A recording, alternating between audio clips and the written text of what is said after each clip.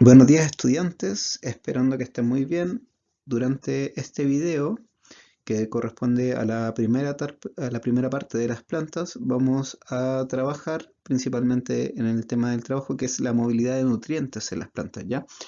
El, obje- el objetivo que tenemos nosotros para esta clase es reconocer las estructuras que permiten la movilidad de nutrientes en las plantas y sus adaptaciones. Este tema de las plantas lo vamos a separar en dos videos, por lo tanto, la temática de esta primera clase va a corresponder a el movimiento de agua y nutrientes en las plantas. Lo que corresponde a adaptaciones va a quedar para el video parte 2, así que ese tema lo vamos a ver en el siguiente video.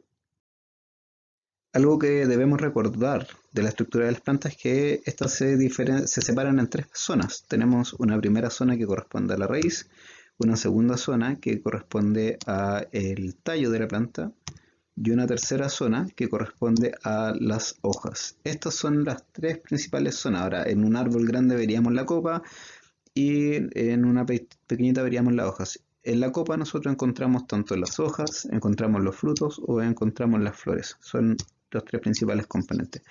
¿Por qué es importante recordar estos tres componentes? Ya que la planta va a estar absorbiendo sustancias. Las sustancias que absorba, ya sea por la raíz o ya sea por las hojas, van a tener que moverse por todas las plantas.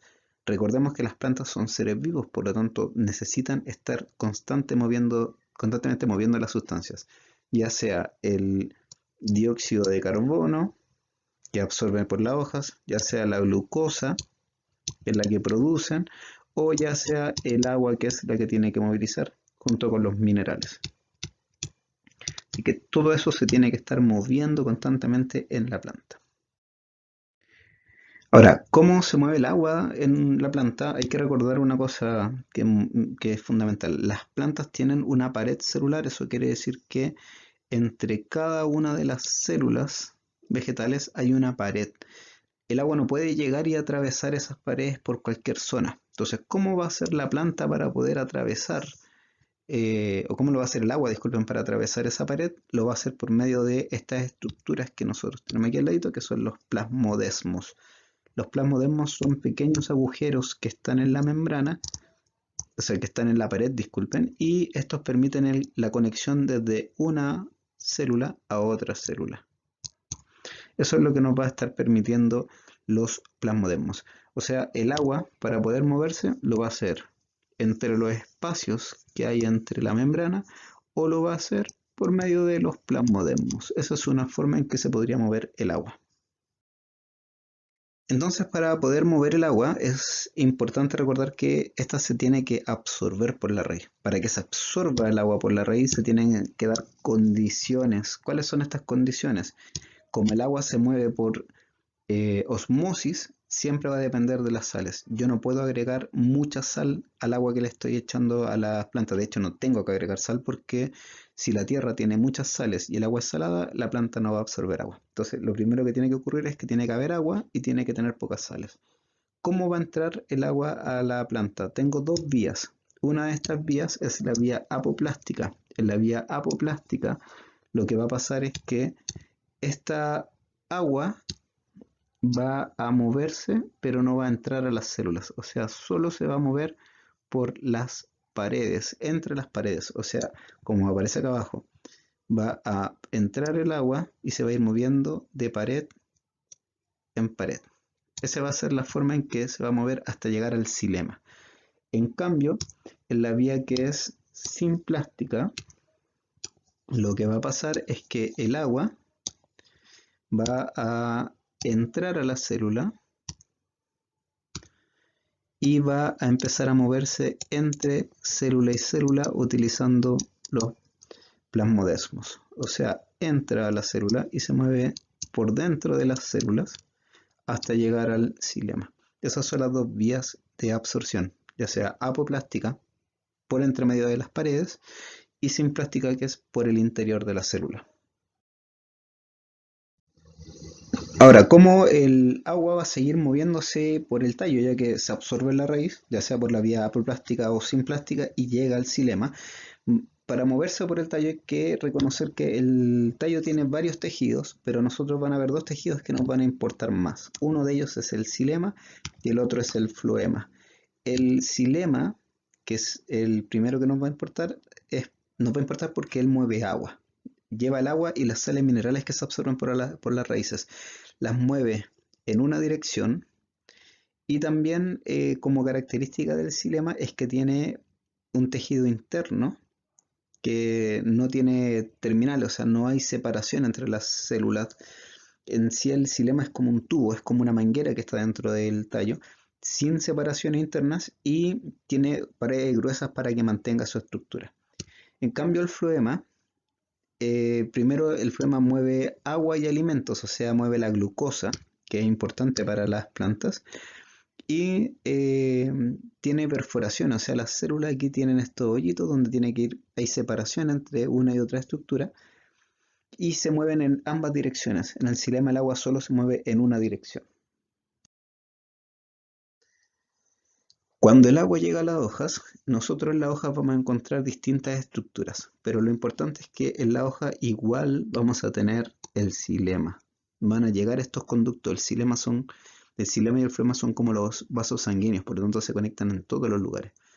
Y va a ocurrir esto en las hojas de las plantas, es donde ocurre la fotosíntesis. Por lo tanto, la planta tiene que absorber dióxido de carbono y botar oxígeno. Pero no solo bota eso, a través de la reacción de la fotosíntesis, nosotros utilizamos agua, utilizamos dióxido de carbono, utilizamos la luz y esto nos genera la glucosa,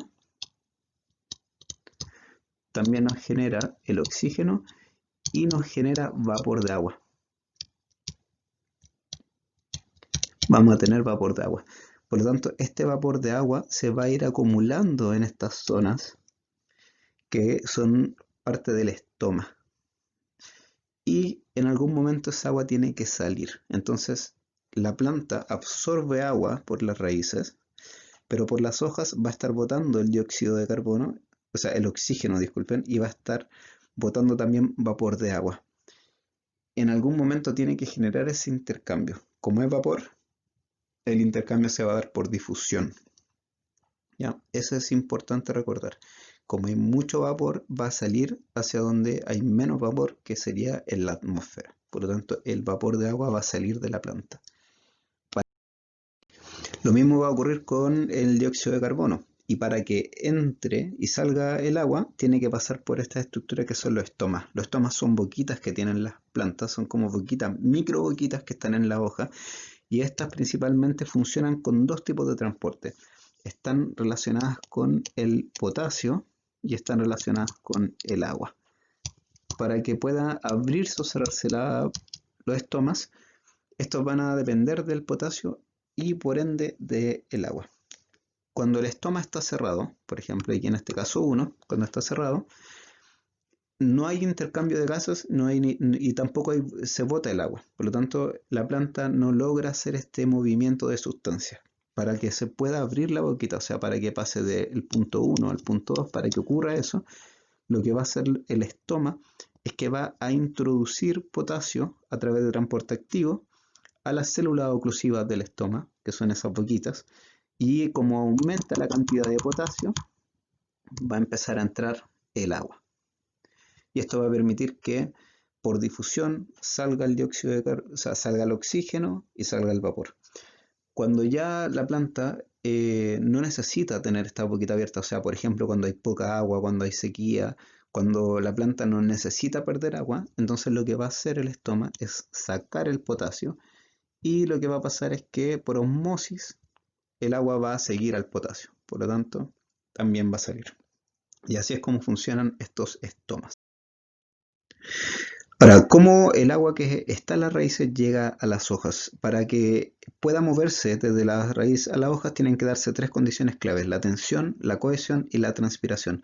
Para poder entenderlo, lo voy a explicar con esta imagen que tenemos acá al ladito, que es de un mechero. Acá el mechero contiene alcohol como combustible. Entonces yo cuando ocupo el mechero le pongo alcohol, pongo la mecha y quemo esa mecha. Cuando ocurre esto, yo lo que hice es generar una corriente de alcohol que va desde donde está el depósito del alcohol hasta la punta de la mecha. Y cuando prendo la mecha, el alcohol se transforma en dos gases.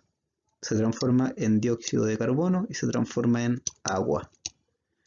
Por lo tanto, cuando se quema el alcohol y pasa a ser dióxido de carbono y agua, me genera una succión, me genera el efecto de transpirar.